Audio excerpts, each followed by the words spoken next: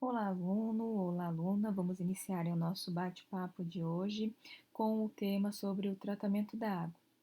Não vou falar das etapas, porque isso vai ficar para um próximo bate-papo. Apenas uma introdução sobre esse tema, perfeito?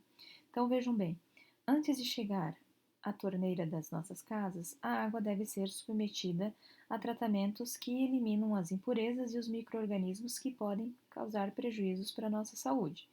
Então aí entra-se em ação vários processos de separação de misturas que tornam, desculpa, a água própria para o nosso consumo. A água, então, ela é retirada dos mananciais de um reservatório, né? E aí o que acontece? É levada por canais ou tubulações, chamados de adutores, para as estações de tratamento de água. Ali ocorre todo o tratamento, né? E depois que ela é purificada, a água então ela é conduzida para um grande reservatório e só então é distribuída para as nossas casas. Então nessa imagem mostra isso: um reservatório, né, um manancial, aonde é retirado a água, levado, né, por uma tubulação até a estação de tratamento. Na estação de tratamento é feita toda a retirada das impurezas, né, e de micro-organismos que podem causar doenças para nós.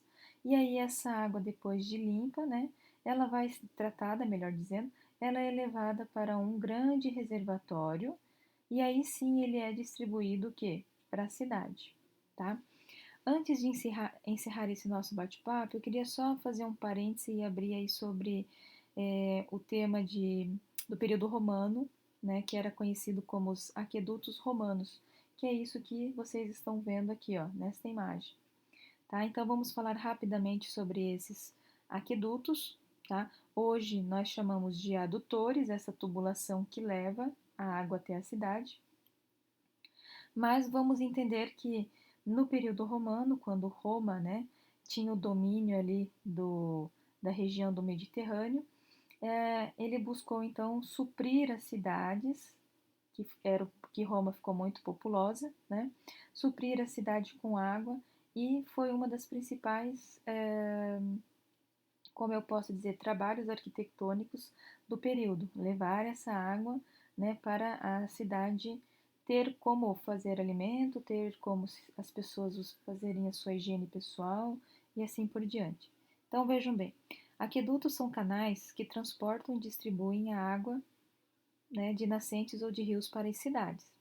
Muitas civilizações antigas construíam aquedutos, mas foi o Império Romano que eles se multiplicaram. É, entre os anos lá, um pouquinho antes de Cristo e um pouquinho depois antes de Cristo, ou seja, 312 antes de Cristo a mais ou menos 226 depois de Cristo, né, é que para garantir o abastecimento de Roma é que foram construídos 11 grandes aquedutos, e o maior deles com aproximadamente 90 quilômetros de extensão. Eram na maior parte subterrâneos, ou seja, como este aqui, tá?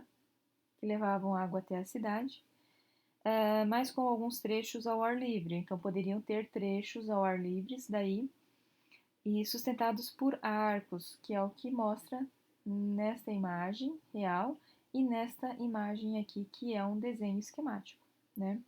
Por isso é possível encontrar esses arcos em locais tão distantes como a França, antigamente ela era chamada de Galícia, Turquia, que antigamente era chamada de Capadócia, e na Espanha, como aparece essa imagem, que isso aqui é uma representação da Espanha.